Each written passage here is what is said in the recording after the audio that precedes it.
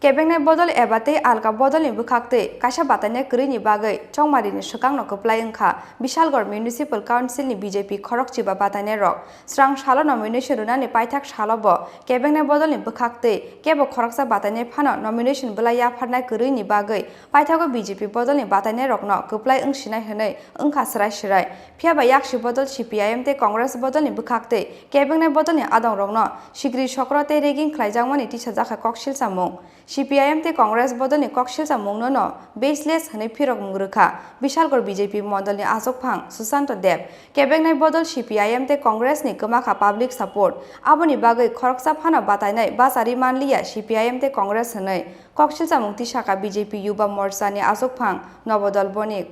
ভয়ভীতি প্রদর্শন করছেন আক্রমণ করছেন যার ফলে ওনারা প্রার্থী দিতে পারছেন না এবং প্রার্থী দিচ্ছেন না প্রধান বিরোধী দল সিপিএম এর তরফে এই অভিযোগ করেছেন প্রাক্তন পৌর পরিষদের যিনি ভাইস চেয়ারপারসন ছিলেন পার্থপতি মজুমদার এই বিষয়ে কি বলবেন দেখুন পৌরসভা ইলেকশন ডিক্লেয়ার হওয়ার পর থেকে আমরা যারা শাসক দলের দায়িত্বে আছি আমরা প্রত্যেকটা ওয়ার্ডে কে প্রার্থী দেবে কে প্রার্থী দেবে না আমরা আমাদের ইলেকশন মোডে আমরা নির্বাচন করতে গেলে যা যা করা দরকার আমরা নির্বাচনের সময় মানুষের সামনে যাওয়া জনসম্পর্কে যাওয়া আমরা ডোর টু ডোর ক্যাম্পেইনিং করা সন্ধ্যার সময় স্কোয়াডিং করা প্রত্যেকটা কর্মসূচি আমাদের চলছে এবং আপনারা দেখেছেন আমাদের বিভিন্ন জায়গায় ফ্লেক্স লাগানো থেকে আরম্ভ করে সব কিছু করা হচ্ছে এবং বিভিন্ন জায়গায় আপনাদের মাধ্যমে আমাদের প্রতিমন্ত্রী প্রতিমা ভৌমিক মহোদয়া আপনাদের সামনে এবং আমাকে যখন ব্যক্তিগতভাবে আপনাদের সাংবাদিক বন্ধুরা যখন প্রশ্ন করেছেন বিভিন্ন সময় তখন আমরা একটা কথাই বলেছি যে বিরোধীরা প্রার্থী দেওক তাদের কোনো সমস্যা থাকলে আমরা তাদেরকে সহযোগিতা করব কারণ আমরা জানি যে গত 2 বছর বিশেষ করে বিশালগড়ের যে পৌর নির্বাচন উপনির্বাচন হয়েছিল তারপর থেকে আপনারা যদি গ্রাউন্ড রিপোর্ট নেন প্রত্যেকটা ওয়ার্ডে বিগত দিনে যারা দায়িত্ব নিয়ে পৌরসভা চালিয়েছিল সিপিএমের যারা দায়িত্বে ছিলেন তখনকার সময়ে তাদেরকে এখন নিয়ে আসুন ওই ওয়ার্ডগুলোতে দেখবেন যে প্রত্যেকটা ওয়ার্ডে গত 2 বছরে 10টা থেকে 11টা নতুন সিসি রোড লাইটের ব্যবস্থাপনা পানীয় জলের ব্যবস্থাপনা একটা পৌর এলাকায় পরিষ্কার পরিচ্ছন্ন রাখা থেকে শুরু করে পৌর এলাকায় মানুষের স্বার্থে যেভাবে কাজ করা যায় সেইভাবে কিন্তু আমাদের যে 2 বছরের যে সরকারের ভারতীয় জনতা পার্টির নেতৃত্বে যে পৌরসভার যে সরকার ছিল তার নেতৃত্বে কিন্তু প্রত্যেকটা কাজ হয়েছে কিন্তু বিগত দিনে আজকে যিনি দাবি জানিয়েছেন বিগত দিনে উনাকে গিয়ে প্রশ্ন করবেন যে 2017 সালে উনার নেতৃত্বে আমাদের সমুজ্জিৎ ঘোষ যিনি ছিলেন আমাদের কার্যকর্তা ওনার উপর আক্রমণ ওনার পরিবারের উপর আক্রমণ থেকে শুরু করে আমাকে এবং আমার যুব মোর্চার প্রায় 6 জন কার্যকর্তাকে 6 ঘন্টা হসপিটালে আটকে রাখা থেকে শুরু করে তখনকার সময়কালে এই মহকুমাতে বিরুলাল সরকারের হত্যাকাণ্ড থেকে শুরু করে সারা রাজ্যে আমাদের 11 জন কার্যকর্তাকে হত্যা করা হয়েছিল 2018 সালের আগে পরিষদ নির্বাচনের আজকে নমিনেশন জমা দেওয়ার শেষ দিন আজকে পর্যন্ত আপনারা বিশালগড় পৌর পরিষদের জন্য প্রার্থী তালিকা ঘোষণা করেননি কিংবা আজকে কি আপনারা নমিনেশন দিতে যাচ্ছেন আমাদের এই আসন্ন পুরসভা নির্বাচনে প্রার্থী দেওয়ার জন্য আমাদের সম্পূর্ণ প্রস্তুতি ছিল কিন্তু পারিপার্শ্বিক যা অবস্থা ত্রিপুরা রাজ্যের বেশ কয়েকটা নগর এবং পুরো এলাকা সহ বিশালগড়ে সেখানে আমাদের সম্ভাব্য প্রার্থী এবং প্রস্তাবকদের ভয় ভীতি প্রদর্শন বাড়িতে গিয়ে এগুলি চলছে বিজেপি দলের কুটির শিল্পীরা এই কাজ তারা চালিয়ে যাচ্ছে এমন পরিস্থিতির মধ্যে দাঁড়িয়ে বিগত যে অভিজ্ঞতা এই অভিজ্ঞতার নিরিখে আমরা দেখেছি গত যে পুরসভা জোরপূর্বক ভেঙে দিয়ে যে উপনির্বাচন হয় সেই সময় দাঁড়িয়ে আমাদের কোনো প্রার্থী প্রস্তাবক তারা অক্ষত ছিল না তাদের বাড়িঘর সবারই কোনো না কোনোভাবে হামলা সংগঠিত হয়েছিল তাই আমরা গত 30 তারিখ আমরা মাননীয় রিটার্নিং অফিসার তথা মহকুমা শাসক ওনার কাছে আমরা স্ট্যান্ডিং কমিটির মেম্বার হিসাবে এবং সিপিআইএম মহকুমা সম্পাদক মণ্ডলীর পক্ষ থেকে ওনার কাছে একটা আবেদনপত্র জমা দিই যেখানে দাঁড়িয়ে আমরা ওনার কাছে অনুরোধ করি যে নির্বাচন কমিশনের আপনি তত্ত্বাবধায়ক হিসাবে আমাদেরকে এই সুযোগ দিন এবং জীবন সম্পত্তি রক্ষার প্রশ্নে প্রার্থীদের নিরাপত্তার প্রশ্নে মনোনয়নপত্র দাখিলের প্রশ্নে আপনি নিরাপত্তা দান সুনিশ্চিত করার আমাদেরকে গ্যারান্টি দিন এই হিসাবে আমরা ওনার কাছে একটা আবেদনপত্র জমা দিই এবং তাতে উল্লেখ করি যে আপনি সর্বোচ্চ 2 দিনের মধ্যে আমাদেরকে এই বিষয়ে অবগত করুন, যাতে আমরা মনোনয়নপত্র সুন্দরভাবে দাখিল করতে পারি এবং নির্বাচনে একটা স্বীকৃত রাজনৈতিক দল হিসাবে আমরা অংশ নিতে পারি। কিন্তু দুর্ভাগ্যের হলো সত্যি, আজকে পর্যন্ত না রিটার্নিং অফিসার না প্রশাসনের অন্য কোনো পর্যায় থেকে আমাদের এর কোনো উত্তর দেওয়া হয়েছে। তাতে দাঁড়িয়ে আমরা নিশ্চিত যে আমরা যদি আবারও এই মনোনয়নপত্র দাখিল করি বা নির্বাচনে অংশগ্রহণ করি, বিগত যে 2টি নির্বাচন গেছে তাতে যা বিজেপির এখানে যে কাজকর্ম এই রাজ্যের মানুষের সঙ্গে বিশালগড়বাসী প্রত্যক্ষ করেছে, সেখানে দাঁড়িয়ে তারা একই কাজ করবে। সুতরাং এই ভোট সন্ত্রাসের হ্যাট্রিক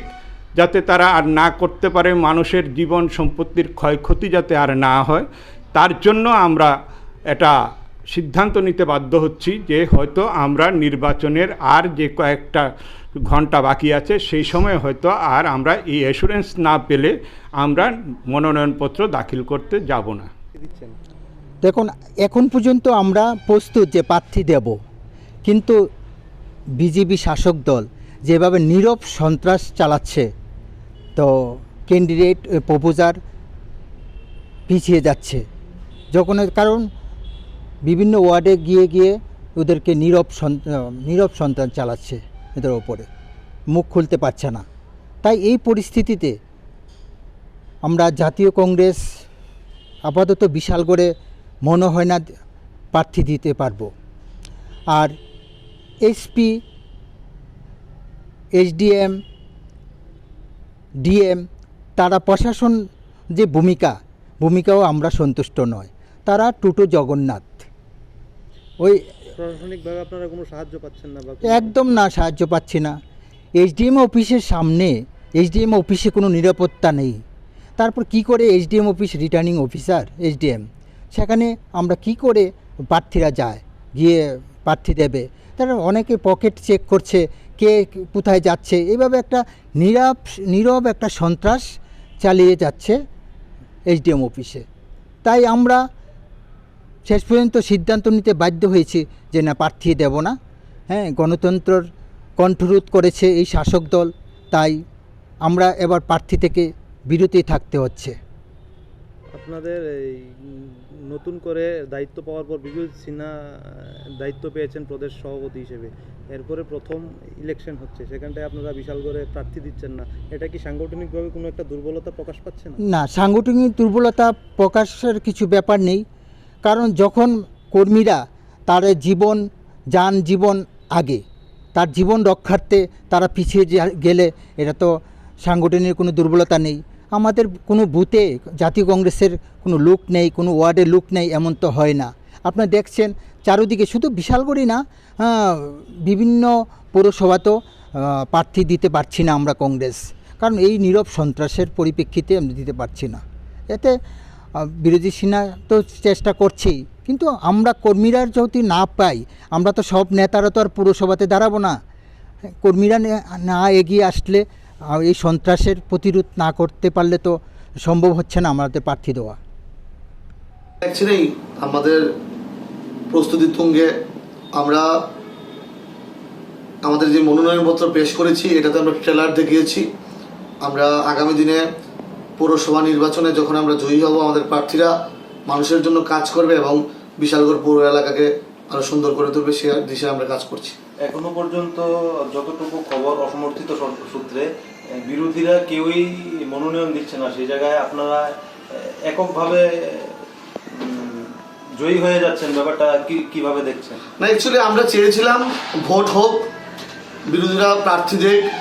আমরা লড়াই করব, মানুষ যে আমাদের সঙ্গে আছে এটা বিরোধীরা বুঝতে পারবে যদি ভোট হয়। এবং যদি অ্যাকচুয়ালি আমরা যতটুকু খবর পেয়েছি, ওনারা হয়তো বা প্রার্থী খুঁজে পাচ্ছে না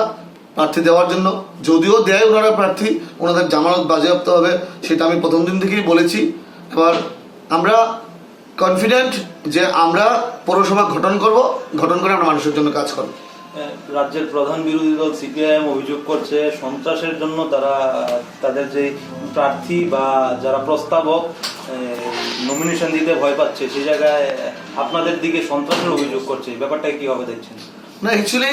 একটা সুন্দর বিশালগড়কে অশান্ত করার একটা চক্রান্ত চলছে, রাজ্যকেও অশান্ত করার একটা চক্রান্ত চলছে। আপনারা দেখতে পাচ্ছেন, আপনারা সমাজের চতুর্থ স্তম্ভ,